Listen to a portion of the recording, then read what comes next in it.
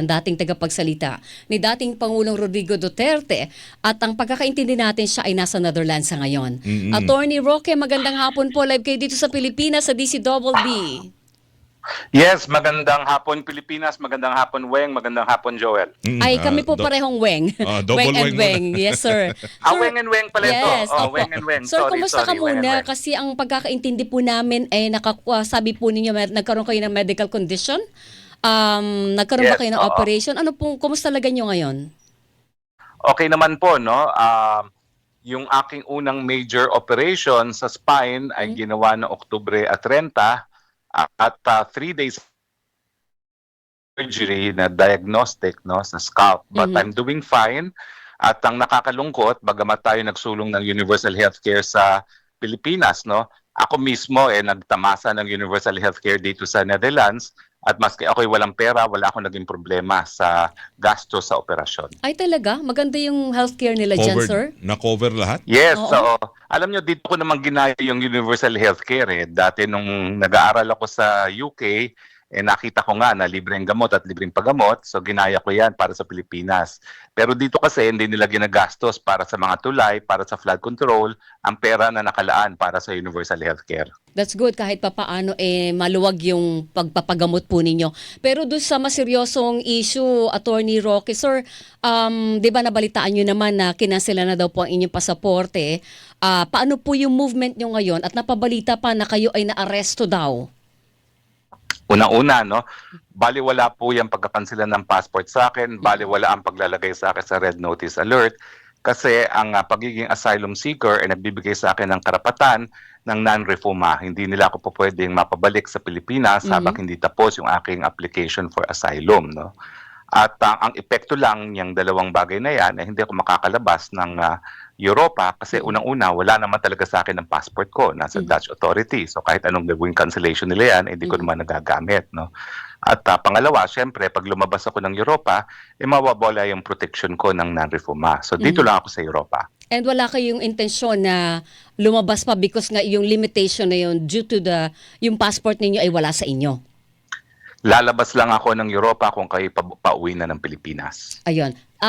That means, linawin ko lang, saan pending ang inyong petition for asylum?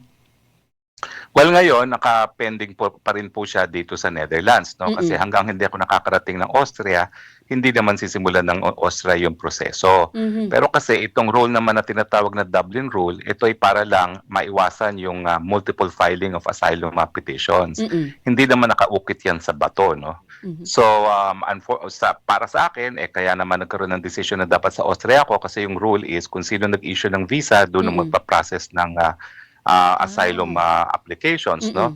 Pero hindi nga po yan nakasulat sa bato at hanggang hindi ako nakakarating sa Austria, may obligasyon pa rin ang Netherlands na bigyan ako ng protection. Paano po yun? Paano kayo makakapunta ng Austria para pasimulan yung inyong hearing doon sa inyong petition? Ang sinasabi ko nga sa mga otoridad dito sa Netherlands, pupunta naman ako doon. Ako'y masunurin. Opo. Ako naman, dala-dala ko ang pangalan ni Tatay Digong Duterte at hindi naman ako para maging illegal. Opo. Kaya lang sana masunod yung sinasabi ng doktor ko na hindi pa muna po pwedeng bumiyahe. At ang hinihingi lang naman ng doktor ay palipasin ng 2 buwan matapos yung aking operasyon sa spine dahil yun naman talagang panahon kung saan normally gagaling na, no, yung inoperahan na spine, no, kasi hindi naman sugat sa labas ang importante dyan, yung sa spine mismo. Totoo yan. So sa akin, hiningi ko lang, antayin lang natin, yun lang naman ang hiningi ng doktor ko, no, unfit to travel until kami magkita muli sa 8 ng Enero. Okay, so January pa pala yun, Attorney Roque. And from there, after nang magkita kayo ng doctor, magbibigay siya ng certification na fit to fly na po kayo. Saka lang kayo pupunta ng Austria. Oo, yan din ang hinihintay ng mga eroplano. Hindi nila tinanggap yung fit to fly na ginawa ng 2 doktor na kinuha ng gobyerno dahil meron din akong 2 certificate na unfit to fly na in-issue ng mga doktor ko na nag-perform ng mga surgery sa akin, no? Ang nagtataka nga ako dito, yung aking operasyon ginawa sa panggobyernong ospital, HMC Waste End, no? Hague Medical Center. Di ba sa Pilipinas, kapag doktor gobyerno, yun ang hinahanap. Ito, doktor gobyerno gumawa na unfit to fly. Ang paniniwalaan nila, yung binayaran ng gobyerno ng mga private practitioners na fit to fly doctors daw, no? Mhm. So parang iba yung sinusunod na patakaran ng gobyerno, bagamat yun nga po, no, ultimately, Mm. yung hukuman na magdedesisyon, no? Pero yung naging desisyon ng hukuman, dumulog kami, sinabi namin, meron akong unfit to fly na certificate. Ang sabi ng hukuman, Mm. hindi ako magdedesisyon kasi yung ginagawa naman sa'yo, voluntaryo. Mm. So actually, hindi ko na-realize na voluntaryo yung lilipat sa akin sa Austria. Kaya nga, Mhm. tinanong ako ng airline, gusto mo ba o hindi? At sinabi ko, hindi. Kaya ako pinababa. Mhm. But you Pero were never accosted. Hindi po, hindi po. Oo. Ang Okay. nangyari is, matapos na bumaba ako, doon Mm. po nagkaroon ng proseso. Nagpatawag sila ng piskal dahil ang gusto mangyari ng immigration, dahil hindi ako sumakay ng flight ko, ako ay i-detain, no, para mapadalang sapilitan sa Austria. Mm. Pero mahinahan ko sinabi sa mga piskal, paano ako sasabing tumatakas? Pito-pito nga yung aking luggage at meron akong certificate na hindi pwede magbuhat. Paano naman ako tatakas yan at tatakbo? At Opo. pangalawa, bakit naman ako sasakay sa eroplano, naka-fasten ng seatbelt? Correct. Pinakita ko pa nga sa buong mundo yung aking boarding pass ko. Ako'y sinasabing tumatakas. No? Mm. Tinanong ako, sumagot ako. At siyempre, hindi nagpilit yung eroplano dahil magkakaroon naman sila ng pananagutan kung may nangyari sa akin. pero yung inyong plano ay talagang pupunta ko kayo ng Vienna noon kasi naglabas pa kayo ng litrato ng inyong ticket eh. Oo, Yes, naka-boarding totoo. pass. Oo. Totoo. Kasi parang ang sinasabi ng gobyerno, wala akong choice. So sumunod ako. Mhm. Sinarado ko na nga yung aking bahay. Wala na akong bahay ngayon. Mm-mm. Mm-mm. Lahat ng gamit ko nakapack pa rin ngayon dahil di ko alam kung anong susunod na mangyayari. No? Pero nung tinanong ako, sumagot ako at hindi nagpumilit ang airline at saka ang airport police. Oo. So ibig sabihin niyan, kayo ho ay nananatili ngayon nasa hotel lang ho kayo tumitigil muna.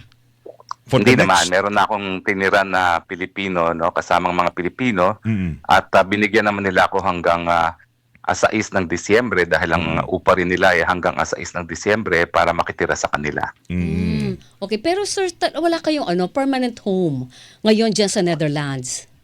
Wala na ngayon kasi nga sinarado ko na. Mm-mm. Because you were thinking na Wala pwede na kang akong bumili sa gamit. Austria. Oo. Oo. Nagpadala na ako ng 3 boxes sa Maynila at yung ibang mga gamit ko meron yung mga dadaling ko sana 7 pieces of luggage at saka meron akong 2 na ipapakiusap sa mga kaibigan na dalhin sa akin sa Austria, no. So I was ready to go. Kaya lang, it's really God's will, no, kasi nung nakita nung piloto yung aking tinatawag na medical passport, Mm. ayun, Tatanong. pinatawag niya ang airport police at tinanong, gusto mo ba o hindi? Sabi ko, hindi. Ayan. May choice ka naman pala. Pero sir, sa ngayon, ano ang plano nyo? Ano ang plano nyo ngayon, Attorney Roque? Anong plano ko? Ano ang plano po ninyo ngayon? Yes, well, gusto ko lang masunod yung sinasabi ng doktor ko. Unfit to travel until kami magkita muli sa 8 ng Enero. Opo. Hindi naman ako magpipilitan at saka ako, kaya naman ako sabi ko na sige na nga, pumunta na ng Austria. Kasi bagamat meron akong proteksyon, hindi naman umuusad yung proseso ng asylum. Oo. Hindi naman ako mayaman, kaya kailangan ko na magtrabaho hanggang hindi umuusad yung proseso ng asylum, hindi ko makakakuha ng work permit, no? Sa katunayan, meron na ako mga nakausap na pwede kong pagturuan. Kaya lang, paano ako magkakapagturo nang wala naman akong work permit? So sa akin, pabor din sa akin na magsimula na yung proseso nang sa ganun, ako'y magkaroon na rin ng hanap buhay muli dahil 7 buwan na ako dito sa Europe. Paano sir kung halimbawa, hindi naman tawag dalangin? Kung umusad na yung pagdinig doon sa inyong petition for asylum, tapos ma-deny, meron ka ng preparasyon para sa ganung senaryo? Kasi di ba parang hindi mo naman maalis yung ganung possibility, so dapat may fallback ba naka-ready? Kaya nga po, ako naman po hindi ko tinatalikuran yung aking mga kaso sa Pilipinas. Umuusad din po yung mga kaso ko. Opo. Sa katunayan, kinuwestiyon ko po yung pagsampa ng non-bailable human trafficking dahil wala namang ebidensya. Ang ebidensya lang nila, nag-handle ako ng kaso sa ejectment at saka sinamahan ko yung kasiong para mag-reschedule ng payment sa pagkakautang sa PAGCOR. Yun lang. So ngayon, nasa Secretary of Justice po yung aming petition for review. Matapos po yung petition for review na yan, kung hindi pabor sa amin ang desisyon, at siguro hindi pabor yan, ay dudulog kami sa Court of Appeals para mapawalang bisa yung information na sinampa sa akin. So sa akin naman, siguro naman, no, God is good. Kung ako'y hindi talaga papaboran sa asylum, siguro naman makakaabot na ako sa Court of Appeals at magkakaroon na ako ng relief doon. Kasi ako po, 35 years of practice, wala po talagang ebidensya. Kaya nga sinasabi ko, yan ang aking pinakamalaking katunayan ng paggigipit dahil ang tawag po dyan, unjust prosecution. Okay, only then, Anim kaso. opo, only then yung nakikita ang sarili nyo na babalik po ng Pilipinas. Alam mo, Weng, Opo. hindi ako hindi babalik. 2 beses ako nag-aral abroad, 2 beses ako nagturo abroad. Opo. Bumabalik ako dahil talagang isa lang ang aking inang bayan, yan ay ang Pilipinas. So ito pong yung arrest order na inisyuhan ng Angeles RTC, qualified human trafficking, ito po ay talagang malaki ang inyong paninindigan na wala ho kayo talagang touch dyan ho sa mga akusasyon na yan. Nakita ng taong bayan kung ano lang ang ebidensya ng gobyerno. Yung sinabi ng PAGCOR na sinamahan ko si Cassie Ong para nga mag-reschedule ng pagbabayad ng utang dahil di umano, dinispal ko ng tao nila yung pambayad sa PAGCOR. Yun lang po ang kanilang kaso. Sabi nila, nagtanong daw ako kung anong status ng lisensya. Ano ba namang masama doon? Dahil nung time na yon, meron naman silang lisensya. Nagkaroon ng bagong rule na kinakailangan mag-apply muli. Sinisigurado ko na legal ang operasyon nila. Hindi po ebidensya yon na ako'y nag-human trafficking dahil ang katunayang wala akong kahit sinong recruit. Yun ang role nyo bilang legal officer. Kaya wala ho talagang kinalaman rin. Kumaga, kliyente nyo ho yun, ginawa nyo rin ang trabaho nyo bilang isang abogado At opo. tagapagtanggol, ganon. Nakita naman po ng buong bayan yan. Yun lang pong ebidensya nila.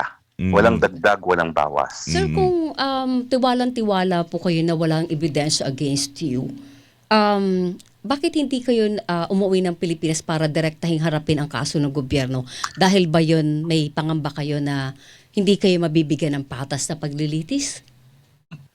Unang-una, Weng, hindi ko tinakbuhan. Di ba sabi ko nga, Opo. nakabinbin ngayon sa Secretary of Justice ang petition for review. Opo. At kung hindi yan pabor sa akin, dudulog ako sa Court of Appeals. Opo. So, hindi ko po tinakbuhan yan. Hinaharap ko po ngayon. Opo. Kaya lang, iba't ibang strategiya ang paghaharap dyan. Merong diretsong pagharap sa hukuman, ba't ako haharap doon? Sa tingin ko walang basihan talaga yung kinaso sa akin. Ngayon, tanong mo, may tiwala ba ako? Opo. Siyempre, wala akong tiwala ngayon sa administrasyon nito dahil nakikita mo naman ang nangyayari sa ating bayan. Adik ang presidente ayon sa kapatid niya. Anong mahihita mo? Anong katarungan na mahita mo? Lalong-lalo na yung adik galit na galit sa akin na bilang isang kritiko dahil sinasabi ko nga adik siya at ako yung isa sa nagpakalat ng Addictus Benedictus Pulveronic video, no, na for your information, duly authenticated po ng mga eksperto. Ano hong pananaw nyo na para bang ang tingin sa inyo ngayon ay para bang parang fugitive, parang ganon? Ay, nako, malinaw po ang definition ng fugitive sa batas sa passport law. Tumakas dahil nasampahan ng kaso. Ako po'y umalis, wala akong kahit anong reklamo sa piskalya. Yung kaso ngang tanim kaso na yan, yung unang kasong sinampan nila, hindi ako kasama. Pero na-realize nung Huwad Committee na nais akong kunin, na hindi ako pa pwedeng kansela ng passport na walang criminal case. Kaya hinabol ang pangalan ko kahit walang basehan. O kasi nga nagsimula yung arrest warrant sa inyo, congressional warrant lang yun, hindi ba? Congressional, Yes, oo. congressional Committee. warrant. Yes. Correct, sa committee Tapos na yung mga nag-imbestiga ng congressman, Pogo.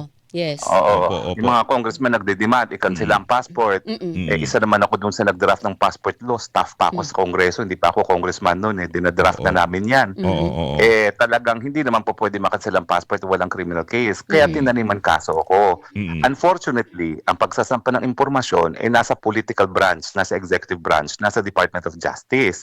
Kaya sigurado ko po ako yan, politika. Kasi alam mo, lahat ng pumirmang mga piskal dyan, matalik ko mga kaibigan, mga kasama ko sa Maguindanao Massacre ng prosecution, kaya alam ko, politika lang ito. At mukhang ang mensahe ng aking mga kaibigan, naintindihan mo naman to politika, alam mo naman ang remedyo rito, pupunta ka lang ng Court of Appeals. Kaya lang, di ka makarating ng Court of Appeals without exhaustion of remedies. No? So, kaya dumaan ako sa proseso. Attorney, pasensya na, tanong nyo to. Go ahead. Ano epekto nitong red notice application at saka yung Interpol? Pinaabot na ho sa kanila na kayo ho, kinansela na ho ang passport. May pangamba ba ho kayo na kahit nandyan ho sa loob, kahit sabihin nyo asylum seeker ho kayo, baka mangyari na pwede ho kayong madakip, attorney? Wala po. Wala po. Kasi alam mo dito sa Europe, dito talaga nagsimula yung asylum. Mm. Kasi nung panahon ng Russian Tsar na overthrow, ang daming humingi ng asylum dito sa Europa at saka syempre yung pangalawang pandaigdigang digmaan, maraming umiwas sa gas chambers dahil sa asylum, no? So naintindihan nila ang asylum. Hindi talaga po pwede akong mapabalik sa Pilipinas nang hindi tapos ang proseso. Mhm. Pero ibig sabihin, kampante kayo dyan, Attorney Roque, na hanggat nandyan kayo, well protected ka at hindi na yon ay dahil lang sa umiiral na batas, but directly, may kausap ba kayo sa gobyerno ng Netherlands na nagbibigay sa inyo ng ganong klase ng seguridad? Well, alam mo, hindi naman importante ang usap-usap dito. Opo. Dahil sabi ko nga sa'yo, Europa ang unang-unang nagbigay importansya sa asylum dahil nga doon sa kasaysayan nila. No? Yes, sir. At dahil dyan, malinaw na malinaw. Hindi lang batas yan, Weng. Yan ay sakop talaga ng karapatang pantao. That is a fundamental human right. So talagang naintindihan nila at kung ako nga, nagbabasa ako ng mga desisyon ng hukuman nila, Yes. talagang sila nagpasimuno nito dahil sa kanilang kasaysayan, talagang napakadaming umiwas sa kamatayan dahil dito sa karapatan ng That's asylum. good. So may higpit pala talagang sinusunod dyan, Attorney Roque. Oh, Oo. pero attorney, 'di ba yung sasakay na sana kayo ng eroplano pero hindi na ho kayo pinayagan. Nakasakay na ako. Nakasakay na. Oh. Yes, oo. Nakasakay na. Pero Binabasa hindi. eh. Nakafasten my seatbelt na ako. Oh. Correct. Ano yung nagtulak ho para sa Netherlands na kayo ay pinapupunta ng Australia? Ano bang tawag doon sa Austria, proseso na yan? Austria, Sa Vienna, oo. Austria. Well, alam mo, ang katunayan niyan, siyempre, meron ding pressure na politikal. Alam ko yan. So kaya nga, humuhugas kamay ang Netherlands, babayaan mong Austria to deal with the political pressure kasi wala rin tigil ang pangangalampag ng gobyerno ng Pilipinas na pauwi na po. So siyempre, iwas pusisa na sila, no? Pero, yun na nga, no, sang-ayon sa karapatang pantao, meron pa nga hukuman dito na European Court of Human Rights. Habang hindi ako nakakarating sa Austria, obligasyon ng Netherlands sa bigyan ako ng proteksyon. Alam mo, hindi sila nakikipag-ugnayan sa akin, pero alam ko na they have taken precautions also to protect me. Kasi yung ang daming nag-escort sa akin sa airport. Hindi ako in-escortan dahil ako'y tatakas. In-escortan ako dahil may possibility na targetin ako. At nakumpirma sa akin ng police Holland na meron ngang dalawang suspicious characters na pinipicturean ako at naantala nga yung pag-alis ko dun sa vicinity ng eroplano dahil in-interview nila kung sino yung nagbi-video sa akin na isang Pilipino. Isang Pilipino na lalaki, isang Pilipina na babae. At tapos, ang dumagdag pa sa kanilang suspecha ay nung ako'y bumaba, nais din bumaba ng dalawa. Sumunod sa Sino inyo. daw yun, talaga. sir? Sino Oo. daw yun? Sumusunod. Hindi sila pinayagang bumaba. Sino daw yun, sir? Talagang alam mo, hindi ko alam eh. Pero ano pa lang, hindi pa ako na hinahatid sa eroplano, sinabi na nila, meron ka bang kahit anong dokumento na nagpapatunay na ikaw ay nag-asylum? Sabi ko, Meron. naman, bakit nyo tinatanong? Sabi niya, because alam namin sa aming karanasan, may mga bansa na talagang pinapapatay ang mga asylum seekers. Kasi syempre, insulto sa gobyerno ni Leo na ginigipit sila ng gobyerno. No? So, ganun silang kaingat sa mga asylum seekers. At nagpapasalamat naman ako at napapansin ko na dun sa aking dating apartment, merong extra security precautions. May mga dinagdag na camera. At minsan, at meron talagang regular na nagpapatrol. No? Ano yun? Dahil Na, gawa alam ko po yun naman, ng government nila na talagang bigyan ka Bigyan ng gawa po extra. nila ng government po nila yan. Oo. Alam po nila na nandito ko. Ngayon ko lang nalaman kasi hindi naman ako marunong mag-Dutch, no? Pero nung minsan na nag-search ako kung anong mga balita tungkol sa akin, lumabas na nababalita naman pala yung aking pagiging asylum seeker dito sa Dutch media. Okay, yung nagbibigay protection niyo, klaro, gobyerno ng Netherlands. Pero yung Gobyerno po. yung 2 tao nakita ho ron, hindi ho taga-gobyerno yun ng Netherlands o anong grupo yun? Pilipino daw. Filipino. Pilipino na mukhang tindig sundalo daw. Oh. Yun ang pagkakadescribe sa iyo ng mga taga-Netherlands. Yung security Nung na... police. Nung police ng Netherlands. Oo, nung police. Airport police. Oo. Pero you were never told, sir, na halimbawa, kaya kayo pinapapunta na ng Austria ay dahil na-cancel na yung passport ninyo. Hindi ganon. Hindi. Pero may duda ako. Na baka mas maging influential sila sa Austria. Pero hindi naman ako naniniwala dyan dahil bagamat ang Austria ngayon is malakas yung sentimiento against asylum seekers, alam pa rin nila ang karapatang pantao. At ako naman po ay sakop ako ng European Court of Human Rights. So kapag ako naman ay hindi kinilala aking karapatan bilang isang asylum seeker, meron naman po akong remedyo Opo. sa European Court of Human Rights. Wala ko kayong plano, attorney, na kausapin, kontakin yung doktor ho ninyo na payagan na kayong makalipad. Papunta ng Austria, Austria, para total. umusad yung petition po ninyo. Ang choice na binigay sa inyo ng kapitan, do you want to go or not, di ba? Correct, oo. Pwede pala tanggapin nyo, depende sa kapitan. Well, unang-una alam naman ng doktor kung bakit gusto niya ng 2 buwan bago kami magkaroon ng post-operation conference, no? Dahil gusto nga niya malaman kung talagang wala ng complication. So, re-respetuhin ko yon. Pangalawa, sa totoo lang, kaya naman ako rin masama ang loob na aalis ng Netherlands dahil sa pangako ko kay Tatay Digong na hindi ko siya iiwanan. Hindi ko man siya nakikita, kada may bisita, I take it na tinatanong din, nasan si Harry, nandyan sa labas po. So ako naman dahil pangako ko yan, nais ko to pa rin. Bagamat, nung nasa eroplano na ako, nag-iisip ko, sa anong sasabihin ko kay Tatay Digong? Well, ang naisip ko na lang is, mas nalayo nga ako sa Austria, pero Europe pa rin, hindi ko pa rin siya iniwan, no? So, kaya naman, nagpupumilit din ako hanggat maaari na manatili dahil dun sa pangako ko na walang iwanan. Okay, panghuli lang sa akin, with those na nabanggit nyo na revelasyon ngayon na may mga nagmamasid sa inyo, feel nyo ba na may banta ang buhay nyo dyan? Well, sa akin, lahat ng asylum seekers may banta. Kasi syempre, every time sinasabi ko na bangag si Marcos, galit na galit yan, no? At saka alam mo naman, galing naman ako dyan sa Kongreso, Weng, di ba? So talagang Yes, sir. sinabihan ako ng mga kasama ko sa Kongreso na kaya ako dinidiin sa WAD Committee dahil binibintangan nila sa akin yung pulboronic video. So, pero ngayon, siguro wala na halos banta kasi yung kapatid na nagkumpirma na addict siya, no? Hindi lang naman yung pulboronic video yung ebidensya ngayon. Okay, Okay. sige. Attorney, Kami nangumusta lang sa thank inyo. you. Sana Opo, po ay opo. maayos ang lagay ninyo at gumaling na yung inyong spine. Delikado yan, attorney. Kaya ingat po sa mga galaw at sana po ay manatili kayong ligtas. Thank you, sir. Maraming salamat po, Weng and Weng. Thank you, Thank attorney. you. Sa susunod po ulit. Thank Ingat you, po sir. kayo, attorney. Si Attorney Harry Roque. Live mula ho sa Netherlands. Kausap natin